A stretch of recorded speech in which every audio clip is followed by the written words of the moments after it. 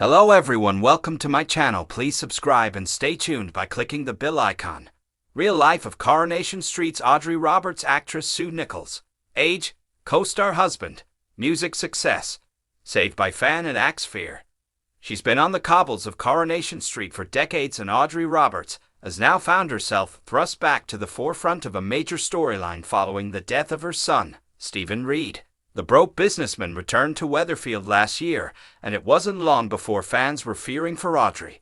With his finances in a dire star, Stephen planned to fleece her but unexpectedly became a serial killer in the process, bumping off anyone who came close to exposing what he was up to and standing in his way. But during October's epic Super Soap Week, Stephen spent some time leading the police a merry dance as he prepared to flee the street.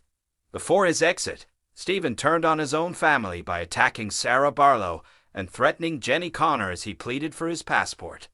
The confrontation then spilled onto the street in front of the Rover's return, where Stephen's horrified family watched on.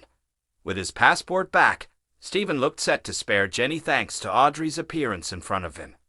However, he ended up being run over by Peter Barlow moments after he'd set Jenny free and confirmed dead before the episode came to a close, with his heartbroken mum crouched over him. She then later told the police Peter had killed her son in cold blood and is now out for justice.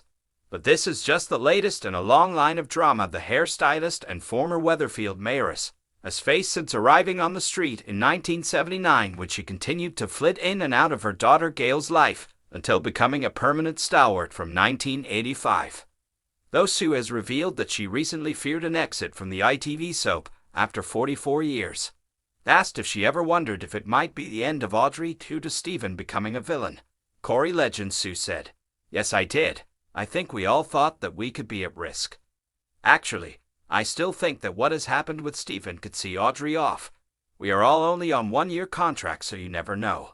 The aftermath of what happens this week and the confrontation with Stephen does have a profound effect on Audrey. She is a victim in many respects, and how will she cope with that? And while everyone is likely to know Sue for her Corrie role, the star's TV debut actually came in another soap, Crossroads, as waitress Marilyn Gates back in 1964, and she also achieved musical success as a result of the show. Her recording of the Crossroads theme tune, Where Will You Be?, was sang on the show, and she reached number 17 in the UK singles charts in July 1968. Sue's second single failed to be a chart hit, but she embarked on a successful cabaret career and performed her solo act all over the country, and her career has also taken her to Vienna, where she performed between strip acts in a nightclub during the 70s. In 1976, she had a tour of America and Canada with the Royal Shakespeare Company, which ended with a 6-week run on the Broadway stage. Also in real life, Sue, 79, is the daughter Sir Harmar Nicholls, the former Conservative MP for Peterborough from 1950 to 1974, who also served as MEP for Greater Manchester South from 1979 to 1984. Her father was given life peerage with the title Lord Harmar Nicholls. Being the daughter of a life peer, Sue is entitled to be addressed as the Honourable Susan Nicholls. While on screen, Audrey has gone from one bad relationship to another. In real life, Sue was married to fellow Corrie star Mark Eden, who played the iconic villain Alan Bradley for 3 years. His abusive character is famed for the scene in which he was struck and killed by a Blackpool tram while chasing his partner Rita Fairclough in 1989. Sue has previously revealed how the two met at a fashion party back in 1983 and said it was love at first sight. She said, "I was wearing one of those Grecian dresses you could send off for from a catalogue. He was in the middle of, sadly, parting from his second wife, and he was lovely, and that was it. I did feel an instant kind of something. The first time we went out I nearly crashed the car.